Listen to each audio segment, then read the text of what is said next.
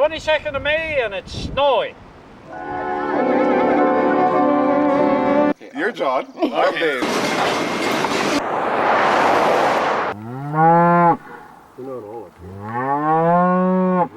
Finally, we get some real nice weather. Muhammad Ali. He's got a heart made of yellow barley straw.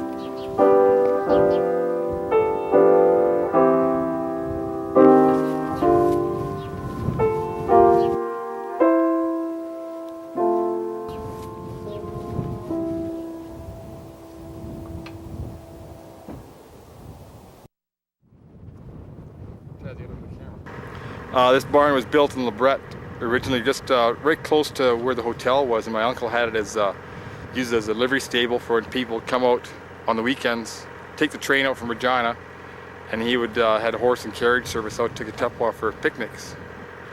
And I'm not sure, I think it was around 1913, the barn was dismantled, taken apart, hauled up the hill, and reassembled up here. Cows are hard on barns, it's just kind of starting to deteriorate now. This side, if you get the right angle, it looks good, but you gotta be careful how you look at it. As long as the cows are out of the wind, they're fairly comfortable. They really don't need a roof over their head. Just provide wind protection for them. Really, it's a useless building as far as for today's agriculture. You don't put your cattle inside. I need a small barn for hospital pen. If I got really early calves, really cold, maybe get them. But to have a barn like that it's not agriculture anymore on the prairies today. You just don't need them. You don't bring your sick and injured calves into the house like they used to? Not anymore. No, I've had calves in the bathtub before, but that really didn't go over too well. No, I've got a heated shop, and I'll drag them into there. The house kind of got closed to calves. That's great.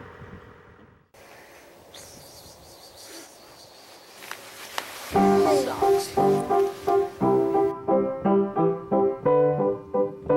This one's socks.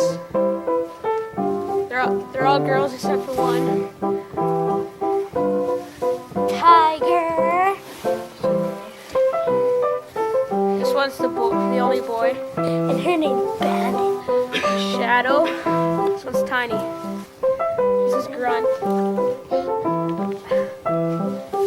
Callie.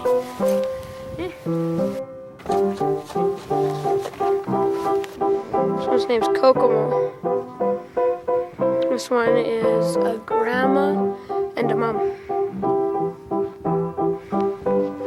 So, hey, come here. Come here, you.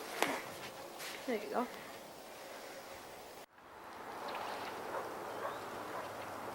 I'm Ann Davis, and you're in my dining room today. Some people left their horses out all the time, and they would get really thick coats. Mind you, our cattle were in the barn, and but they still develop a good protective, because they were out through the day always. Coat, yes. Frank had heated water for them. He had a trough, and he had a culvert under it that he put fire in, and you know, some people didn't. They just had cold dugout water, and you chopped a hole in the ice for them. But they did like the warm water was, I think, quite an asset for them actually. Yeah, and we looked after his cattle pretty well. We had a friend who used to say that Frank Davis's cattle had more bedding than his got feed.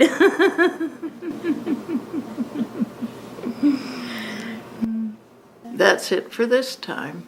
Bye for now.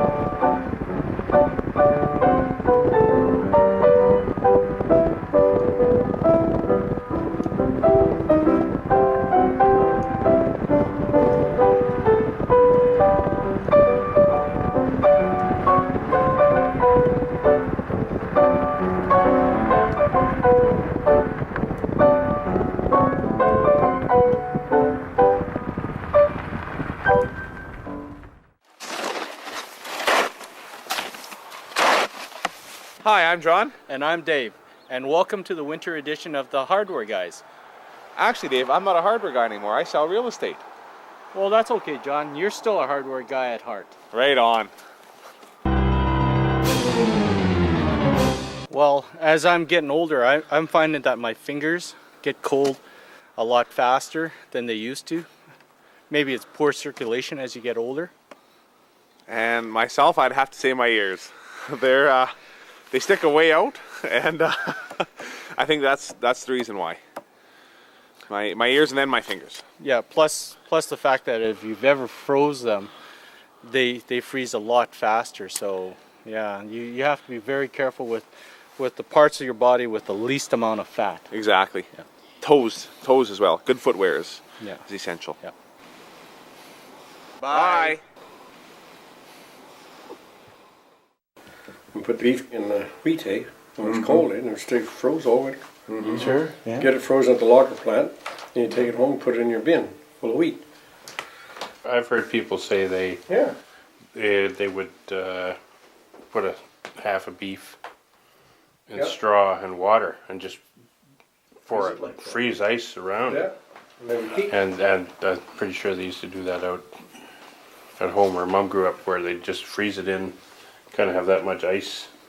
We just take all those right around the beef, and we put them right in, and then put straw over top of it, and it'd be good till July. Put them in the wheat.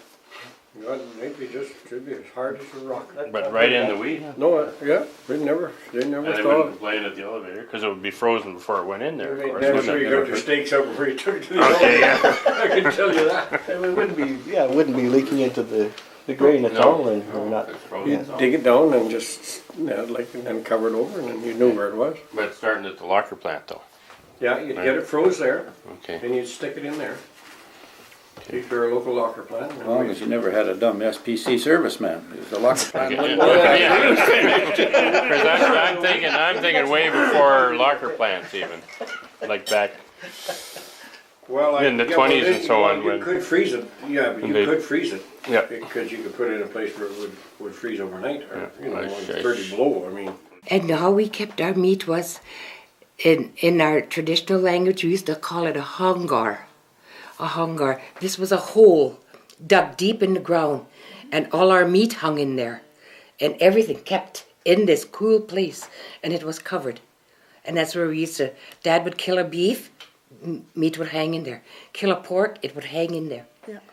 And I don't know, to this day, I wonder how it ever lasted without going, but it was cool in there. Yeah. And then all our milk and everything, the eggs used to be in there. And everything. We had a back porch. Yeah. It was cold. You didn't butcher till it was getting cool. Right, enough. till it was You getting didn't cool have enough worry to keep about the meat. And if they happened to get a hot spell, Mother was canning everything.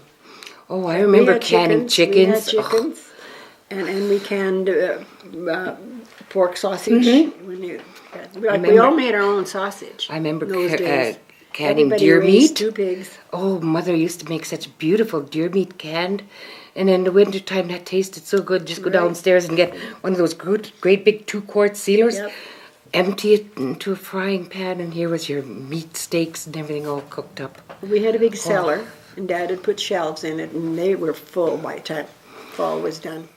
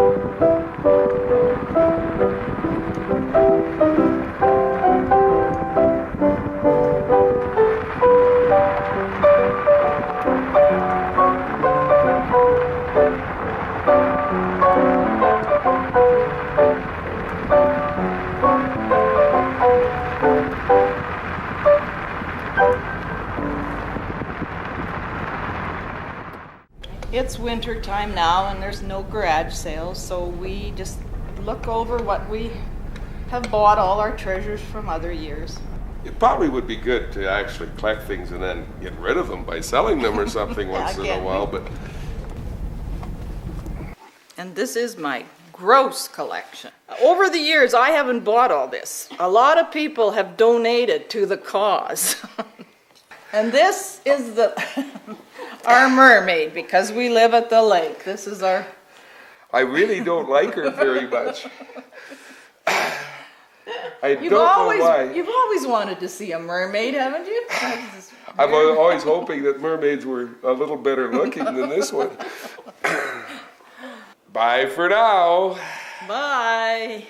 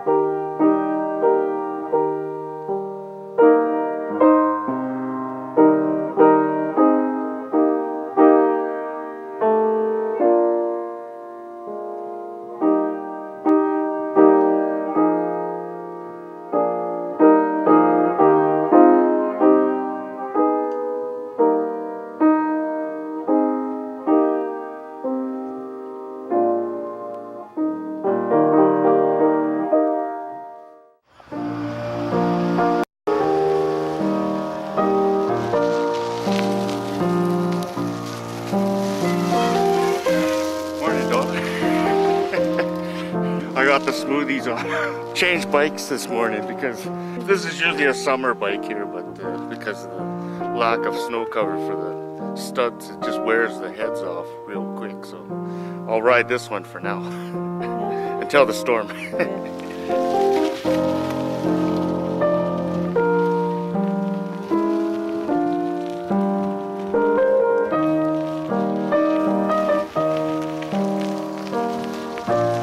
But it is slick out.